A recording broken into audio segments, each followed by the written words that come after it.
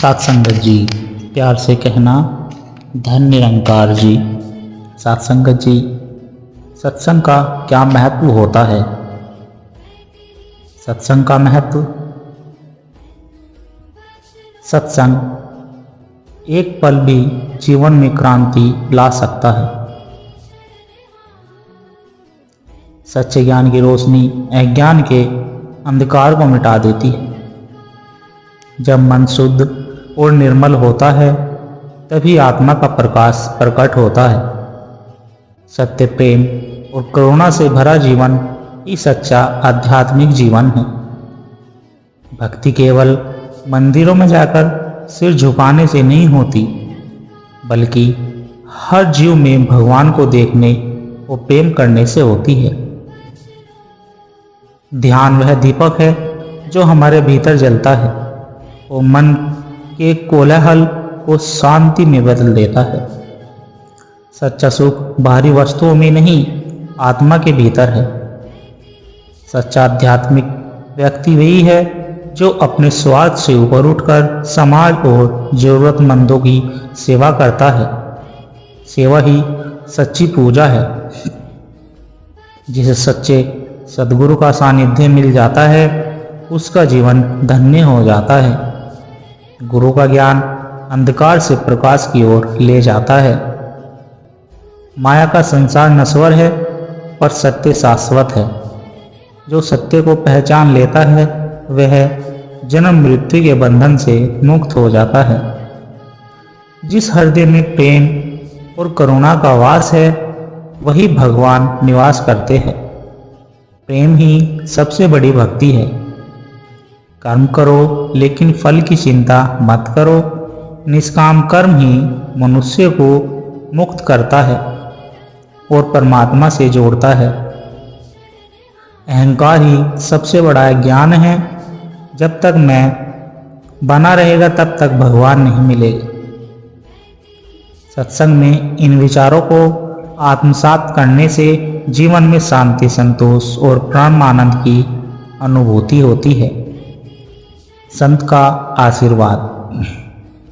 एक प्राचीन समय की बात है। एक गांव में रामदास नाम का एक व्यक्ति रहता था। वह बहुत मेहनती था लेकिन हमेशा परेशान रहता था। उसकी समस्याओं का कोई अंत नहीं था। कभी फसल खराब हो जाती, कभी व्यापार में घाटा हो जाता, तो कभी घर में कलह मच जाती। एक दिन गांव में एक प्रसिद्ध संत पधारे। लोग उनके दर्शन के लिए दूर दूर से आ रहे थे। रामदास भी उनके पास गया और अपना दुखड़ा सुनाने लगा। गुरुदेव, मैं बहुत मेहनत करता हूँ लेकिन फिर भी मेरी समस्याएं खत्म नहीं होती। कृपया मुझे कोई उपाय बताइए। संत मुस्कुराए और बोले, बेटा, कल सुबह तुम गांव के बाहर वाले पीपल के पेड़ के नीचे आना। वहां तुम्हें तुम्हारे प्रश्न का उत्तर मिलेगा। रामदास अगली सुबह उत्साह से वहां पहुंचा। संत पहले से ही वहां बैठे थे। उन्होंने रामदास से कहा, देखो बेटा, तुम्हारी परेशानियां का कारण तुम्हारी सोच है। तुम केवल अपनी समस्याओं पर ध्यान देते हो लेकिन जीवन में जो कुछ अच्छा है उसे नहीं देखते। रामदास बोला, गुरुदेव, मैं तो बस मेहनत करता हूँ और अच्छे परिणाम की आशा करता हूँ, लेकिन मुझे हर बार असफलता ही मिलती है। संत ने मुस्कुराते हुए पास के एक पत्थर की ओर इशारा किया और कहा, इस पत्थर को उठाओ। रामदास ने पत्थर उठाया तो उसके नीचे कुछ सिक्के पड़े थे। संत बोले, देखो, जब तक तुमने पत्थर नहीं हटाया तब तक तुम्हें नहीं पता था कि इसके नीचे कुछ छिपा है। वैसे ही जब तक तुम अपनी सोच नहीं बदलोगे तब तक तुम्हें अपने जीवन की अच्छाइयाँ नजर नहीं आएगी।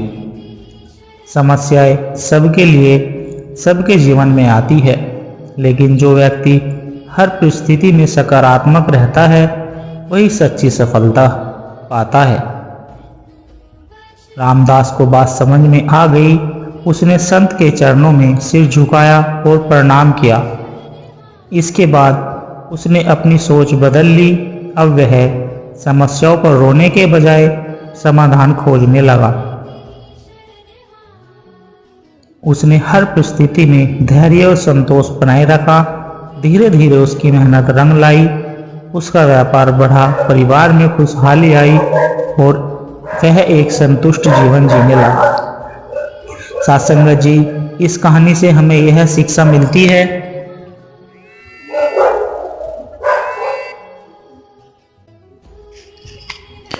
कि हमारे जीवन में समस्याएं केवल उतनी बड़ी होती है जितना हम उन्हें मानते हैं। सकारात्मक सोच, धैर्य और कार्यशीलता से हम हर कठिनाई को पार कर सकते हैं। जीवन में सुख दुख आते रहते हैं, लेकिन सच्चा आनंद, संतोष और आत्मज्ञान में है। सच्चे सुख का रहस्य। बहुत समय पहले की बात है। एक छोटे से राज्य में राजकुमार अर्जुन रहता था। वह बहुत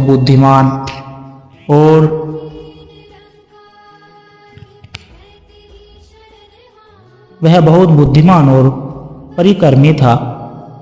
लेकिन एक समस्या थी, वह कहीं भी संतुष्ट नहीं रहता था।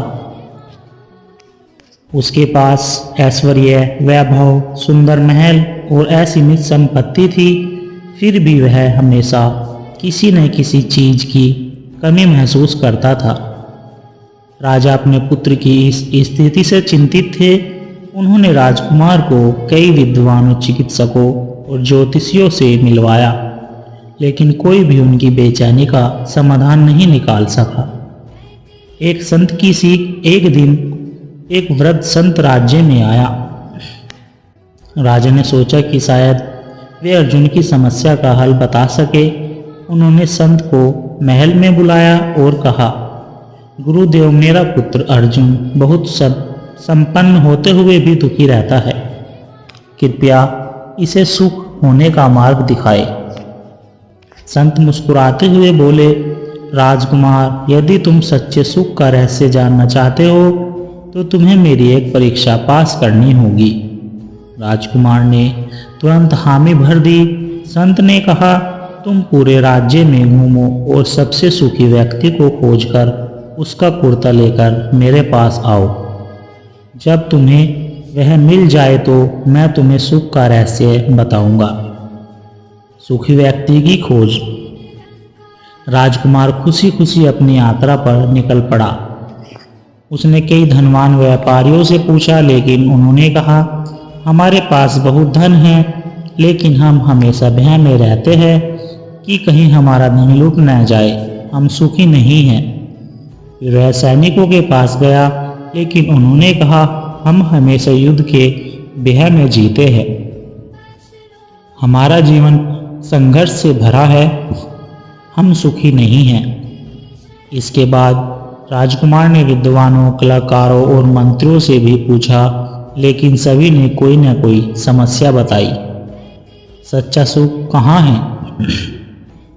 आखिरकार राजकुमार एक नदी के किनारे पहुंचा, जहां एक गरीब लकड़हारा आनंद पूर्वक भजन गा रहा था।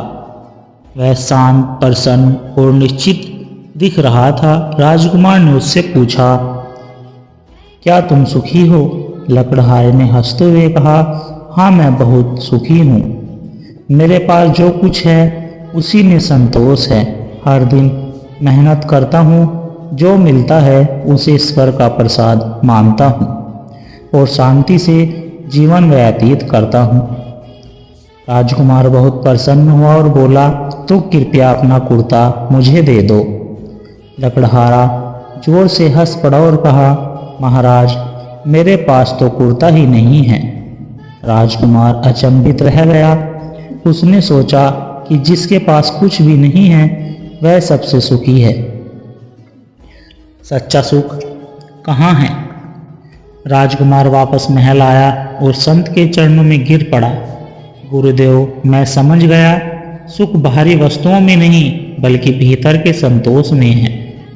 धन, पद और शक्ति के पीछे भागने से सुख नहीं मिलता, बल्कि जो कुछ हमारे पास है उसी में संतोष रखना ही सच्चा सुख है। संत ने आशीर्वाद दिया, बिल्कुल सही। मनुष्य सुख की खोज बाहर करता है, लेकिन असली सुख तो आत्मा के भीतर है। जब मन शांत होता है तभी सच्चा सुख मिलता है। साथ संगत जी, इस कहानी से हमें यह शिक्षा मिलती है कि सुख बाहरी वस्तुओं में नहीं, बल्कि संतोष, प्रेम और आंतरिक शांति में है। जो व्यक्ति अपने पास जो कुछ है उसमें संतुष्ट रहता है, वही वास्तव में सुखी होता है। साथ संगत जी, अगर प्रेरणादायक कहानी विचार आप सभी को अच्छे लगे हो तो चैनल को लाइक और सब्सक्राइब जरूर कर दे, ताकि दास आप जी के चरणों में हर रोज एक ऐसी ही प्रेरणादायक कहानी लेकर आता रहे। साथ संगत जी, प्यार से कहना, धन निरंकार जी।